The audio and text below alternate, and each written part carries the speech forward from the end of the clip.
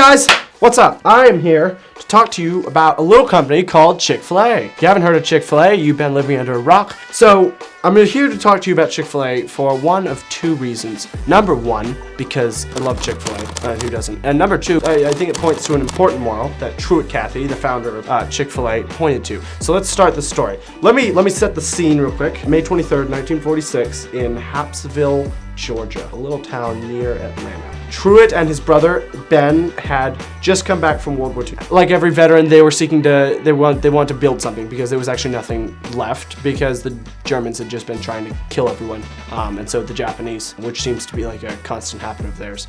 So they decided we're gonna start a diner. They were working 12-hour shifts each, 24 hours a day at a little place called the Dwarf Grill or the Dwarf House. And in their first day, they actually earned $900, which is kind of ridiculous for a first day of a small diner in a small town. Let's see, what after that? Soon after that, Truett met the love of his life, Jeanette, and he and Jeanette got married shortly after. Unfortunately, in 1949, there was a tragic accident where Ben and Horace, Truett's brothers, who were both licensed pilots, were in a fatal plane crash. And this left Truett and Jeanette to keep running the business, plus they had to start a family, and on top of that, they had to care for Ben's family. Now they've got these 3 jobs, but things started looking up. They had kids shortly thereafter. Kids started working in the diner, they were singing comic songs, and then they started doing more useful things, restocking supplies, helping out with the family business, because let's just be honest, no one actually likes the comic song singers at diners. Years before that, he made the Chick-fil-A sandwich. Went viral, but in a good way, unlike the Island Boys. In 1987, he and his wife started a foster home for a bunch of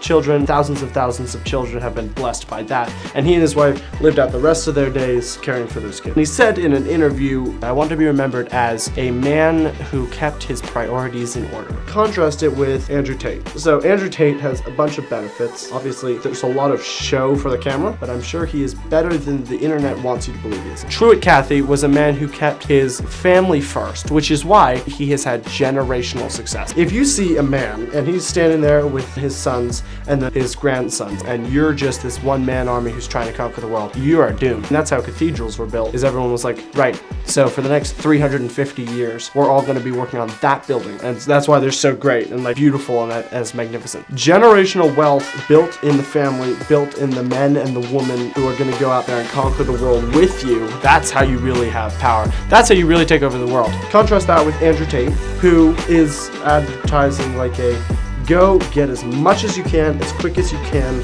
punch some people in the face, start some street fights, tell Andrew Tate what color your Bugatti is. That's not actually as powerful. Families are much more powerful than individuals. So if you focus first on the family and then on everything else, you will have generational power. That's it. Thank you for watching. If you liked this video, then something's probably wrong with you and you should go see a doctor.